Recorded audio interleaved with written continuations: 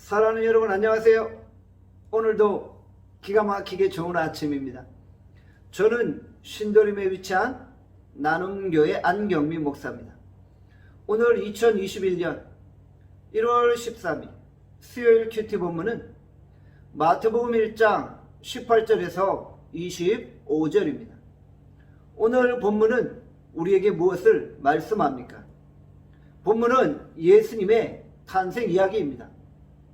마리아는 요셉과 약혼했지만 아직 동침하기 전이었었죠. 그런데 그녀가 성령으로 잉태된 것입니다. 18절에 보면 예수님의 나심이 헬라어 수동태 동사로 쓰여져 있습니다. 이것은 인간이 아이를 낳은 것이 아니라 성령으로 잉태되어졌음을, 성령에 의해서 탄생되었음을 의미하는 것입니다. 예수님의 탄생은 단순히 마리아가 한 아이를 낳은 사건이 아니라 무에서 유를 창조하시는 하나님의 재창조의 사역인 것입니다. 이것은 우리가 이성적으로 결코 이해할 수 없는 일이죠. 하나님은 인간을 구원하시기 위해 인간이 이해할 수 없고 상상할 수 없는 놀라운 초자연적인 기적을 일으키신 것입니다. 하나님은 오늘도 우리의 삶에 개입하셔서 놀라운 하나님의 역사를 일으키시기를 원합니다. 무에서 유를 창조하시는 재창조의 역사가 우리의 삶 가운데 일어나기를 간절히 소원합니다.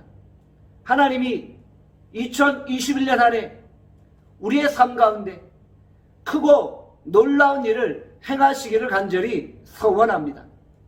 요셉은 마리아가 임신한 것을 알았죠. 그리고 자신이 생물학적인 아버지가 아님도 알았던 것입니다. 요셉은 얼마든지 당시의 율법에 따라서 마리아를 엄중히 처벌할 수 있었습니다. 그러나 요셉은 의로운 사람이었죠. 마리아와 조용히 헤어지기를 원했던 것입니다.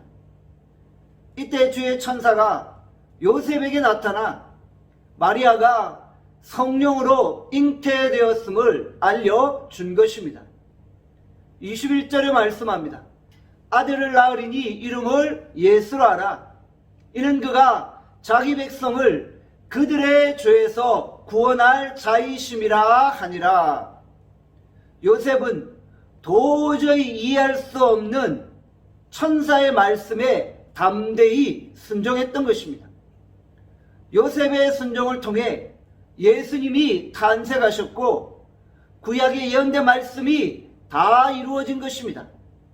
예수님은 죄로 인해 멸망당할 인간을 구원하시기 위해 이 땅에 오신 것입니다.